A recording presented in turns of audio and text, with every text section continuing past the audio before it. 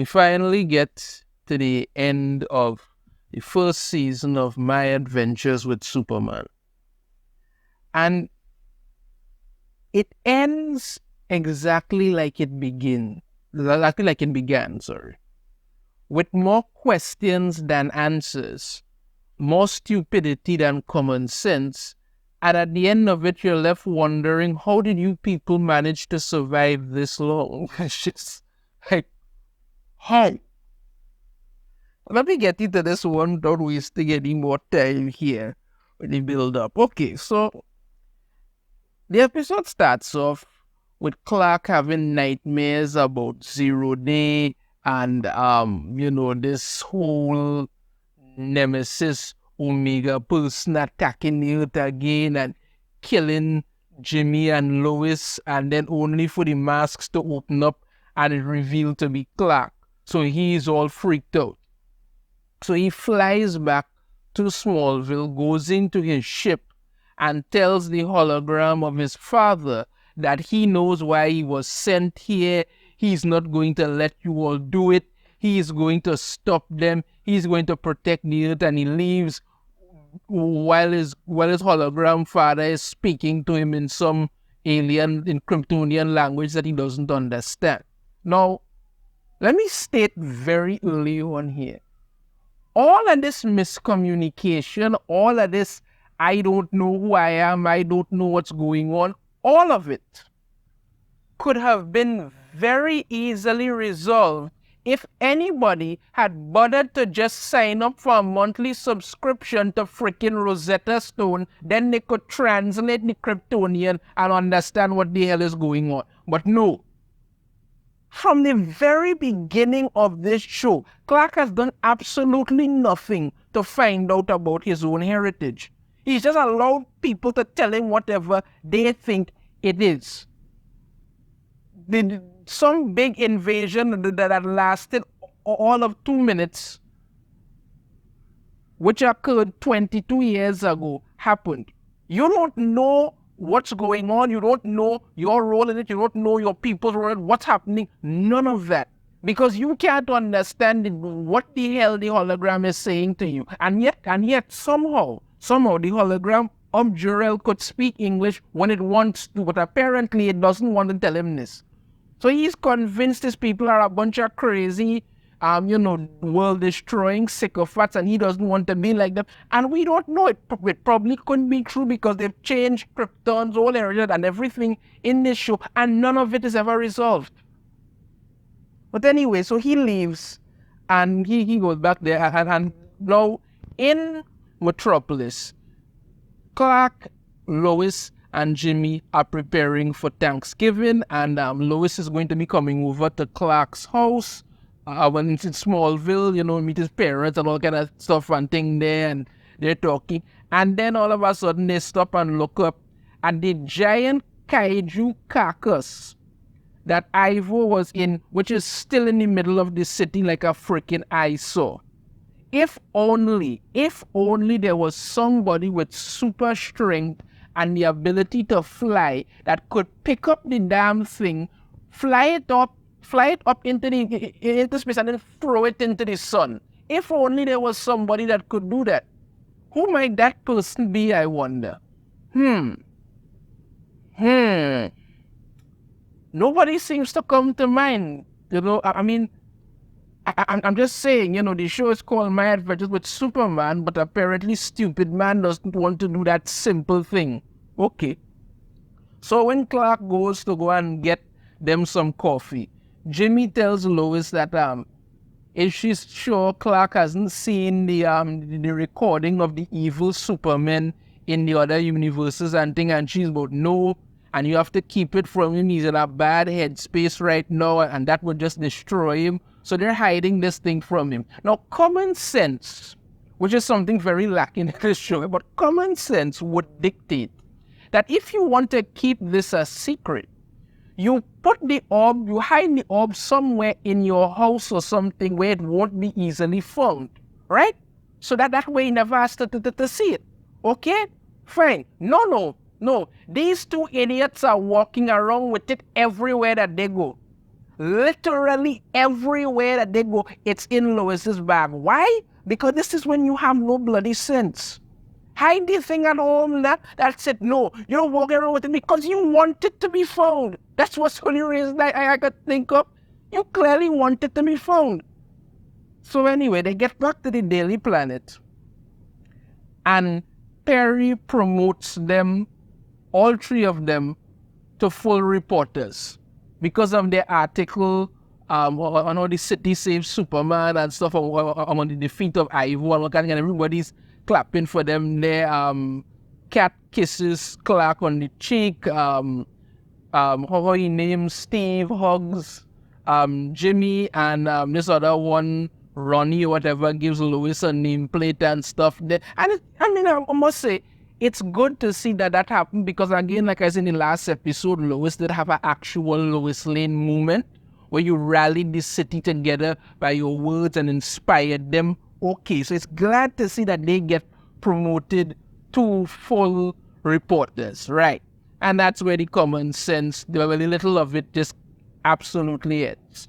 So they go over to Clark's house for Thanksgiving. Well, Lois and Clark go. Jimmy has to stay to talk to Perry about his Flamebird podcast. So they go over to Clark's house to see meet his parents and things for Thanksgiving. And Lois's father is going to be joining them. Wow. So when they get there, Martha is all talking with Lois and all sort of stuff, and very important thing. Now you remember Jonathan Kent? Jonathan Kent, head of the Kent family, Superman's father, the rock that he really leans on, those been there to help him and everything like that. Yeah. He might as well have not even been in this show, to be honest with you. He might have not even been in this show. The first few times you saw him in the previous episodes, he did absolutely nothing. And in this episode, he spends like 80% of it staring at the oven, trying to cook a turkey, which he ultimately fails at. That's about how useless he is in this entire episode. An absolute waste, as always. Because you know why? Right? He's a white man, so he must just be a complete waste of skin. Martha is doing more. So anyway, while they're there, Dawn knock at the door, Clark opens it, and surprise, surprise, it's the general. Lois's father. Apparently this was supposed to be some kind of big reveal. I'm guessing that they thought people would be shocked, but to be honest, by this point, nobody cares. This would have been something interesting had you made that revelation by like the end of episode 8, and then in episode 9 they would have had to work through he and Lois would have had to work through what happened all the time, and then in episode 10 it just followed on, but that would have been something. But no, the fact that you've revealed him now, and the fact that everybody pretty much knows who he is and that nobody cares, it just falls flat like everything else. So he arrives for dinner, and he's cold and all kind of stuff, and he's there telling Clark, you look familiar. You ever been in the military? You ever this, you ever that? Have you always worn glasses? And you're sitting there thinking to yourself, yeah, he's pretty much going to figure this out literally in no time.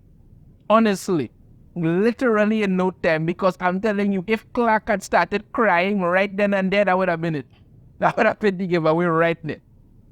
So then Jimmy shows up. Clark tells Jimmy that, Lois's father is the general. Then Lois takes Jimmy and tells him that, her father being there is just ruining the mood. Then Martha takes Jimmy and tells him that, she hates Lois's father because he's just terrible.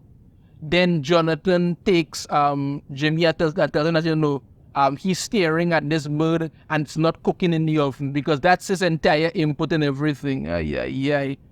So eventually Jimmy tells them that, they have to get everything together. And of course, the very same orb that they're carrying around falls out of the bag. Because why?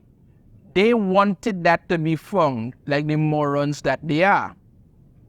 When it does now and Clark picks it up, he sees the other evil versions of himself in other parts of the universe. Alright, then the orb opens up and the kryptonite in it starts to affect him. He drops down on the ground and you see the kryptonite thing spreading across his body in some weird green vein-like lines and things. But then, when that happens, all of a sudden, on his ship, the hologram of Jor-El says kryptonite, and then suddenly everything just turns on and the ship literally rises out of the ground. Because it's literally some kind of warship, and for some reason, when it detected kryptonite, it automatically activated, robots start coming out and all kind of stuff. And you're like, why? Who sends a child to Earth on a warship? What is the ship doing there? Why is it reacting that way to kryptonite? What's going on? None of these questions are ever answered. None of them.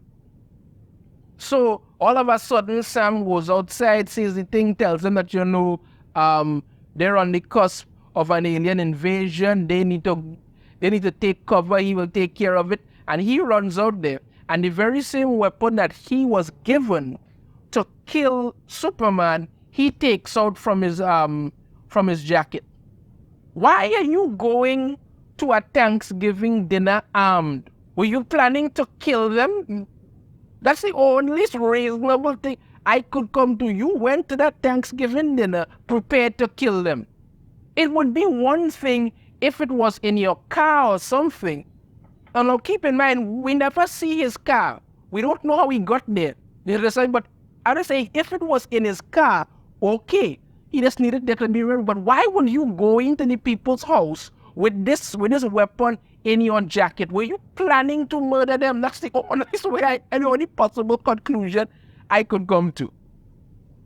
So anyway, he starts running out there and then you see the robots show up. Clark changes into Superman, gets his parents to safety. The robots start coming after them, and Lois and Jimmy are running. And listen to this absolutely stupid part. When the robots literally attack Jimmy and the kryptonite falls out, it turns out the kryptonite affects the robots. They sprout like kryptonite, like kryptonite, like jewel things all over their robotic body, and they fall down. How does this make any kind of sense? I don't know. Kryptonite literally affects organic life forms from Krypton. Why would it affect robots? That makes literally no shitting sense. And I mean, literally no bloody sense. But this is what they're doing. So Sam is out there shooting up all kind of things, and then you see the very same ship that Clark literally arrived on, which has now been confirmed to be a warship. Why, we don't know. It just kind of is. Opens a portal, and it's looking to bring through some other invasion fleet to conquer the Earth. So Sam is running around there. This is General Lane.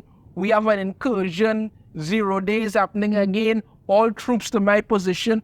And so it's going. And so it's flicking going.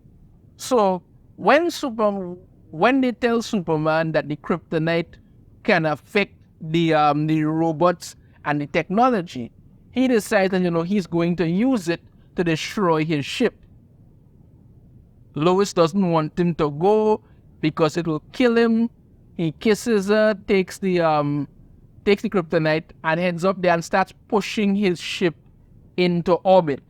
The robots start to attack him while he's doing that. He's breaking through into the ship, and he's all weakened from the kryptonite. Then suddenly the hologram of his father starts attacking the robots as well. What is going on? We don't know. On the ship, there's a symbol glowing for Brainiac, but we don't understand anything that's happening because nothing is explained.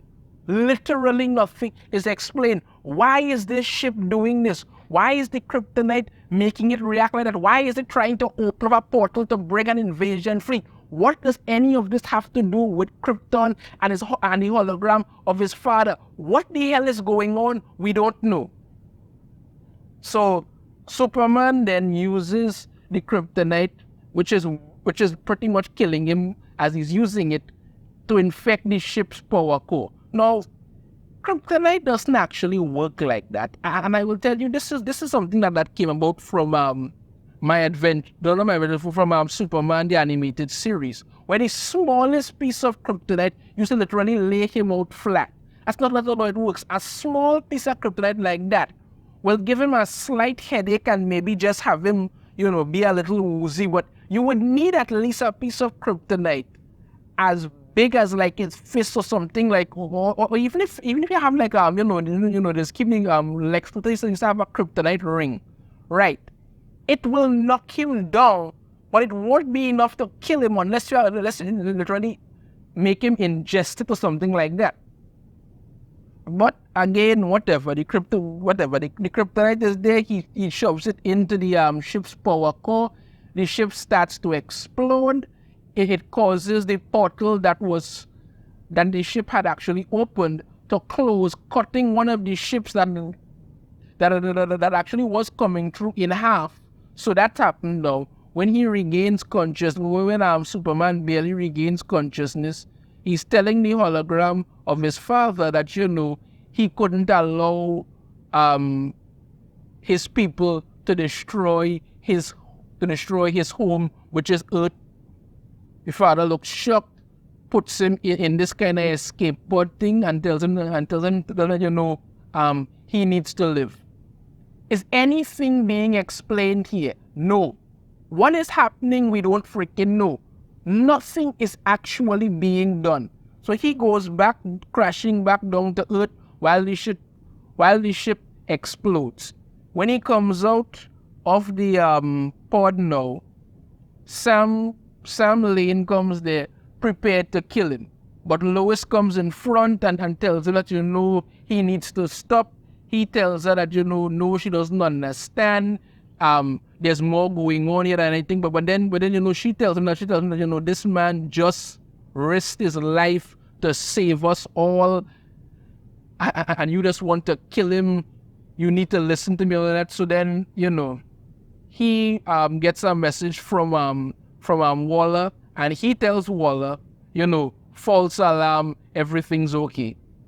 Yeah, because she is going to believe that you were running around seconds ago screaming about the world is ending, the sky is falling, and now it's just false alarm. Oh, come on.